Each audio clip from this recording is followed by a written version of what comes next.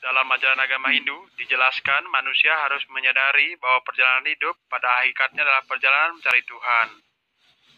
Perjalanan mencari Tuhan bagaikan mengarungi samudera yang bergelombang, akan tetapi ajaran agama telah menyiapkan sebuah perahu untuk mengarungi samudera itu, yaitu dengan Dharma.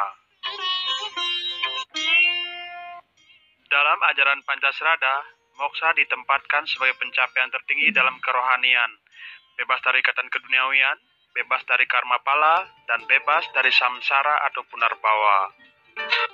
Salah satu kisah populer di Bali yang terkait dengan pencapaian moksha ada dalam babat Dangyang Dwijendra yang mencapai parama moksha di Pura Uluwatu terkenang sejak abad ke-15 sampai sekarang. Mungkin timbul pertanyaan di benak kita, apakah moksha itu hanya bisa dicapai setelah mengalami proses kematian?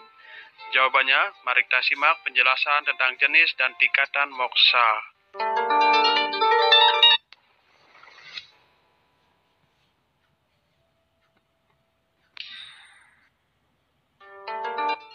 Untuk mencapai moksha, diperlukan pengendalian diri tingkat tinggi yang meliputi pengendalian pikiran, perkataan, dan perbuatan. Dalam pencapaiannya, moksha dapat dibedakan menjadi 4 jenis, yaitu Samipya, Sarupya, Salokya, dan Sayujya. Samipya adalah suatu kebebasan yang dicapai oleh seseorang semasa hidupnya. Hal ini dapat dilakukan oleh para yogi dan para maharesi.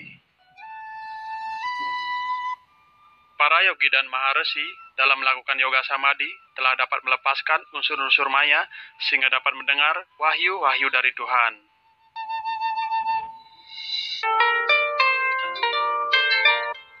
Sarupya adalah suatu kebebasan yang didapat oleh seseorang karena kelahirannya, di mana kedudukan Atman merupakan pancaran dari kemahakuasaan Tuhan itu sendiri. Contohnya, Awatara Sri Rama, Buddha, dan Sri Krishna. Walaupun Atma telah mengambil suatu perwujudan tertentu, namun dia tidak terikat oleh segala sesuatu yang ada di dunia ini.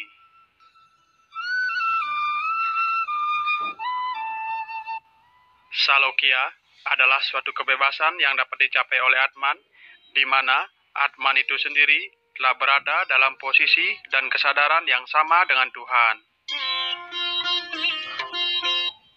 Pada tingkatan ini, Atma telah mencapai tingkatan dewa yang merupakan manifestasi dari Tuhan itu sendiri.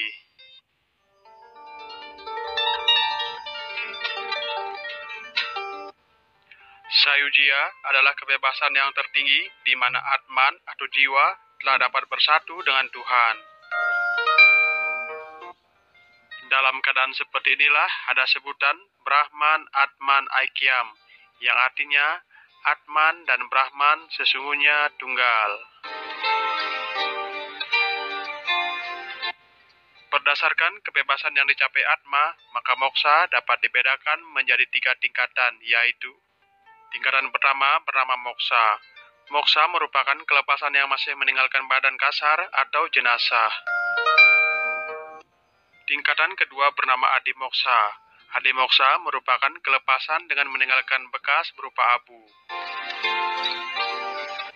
Dan tingkatan ketiga bernama parama moksha. Parama moksha artinya kelepasan tanpa meninggalkan bekas. Dalam Bhagavad Gita, bab 6 sloka 4 dijelaskan, orang yang sudah tidak terikat pada kenikmatan indria dan pada suatu perbuatan, maka pada saat itulah ia dikatakan sudah maju dalam yoga, karena terbebaskan dari segala jenis keinginan.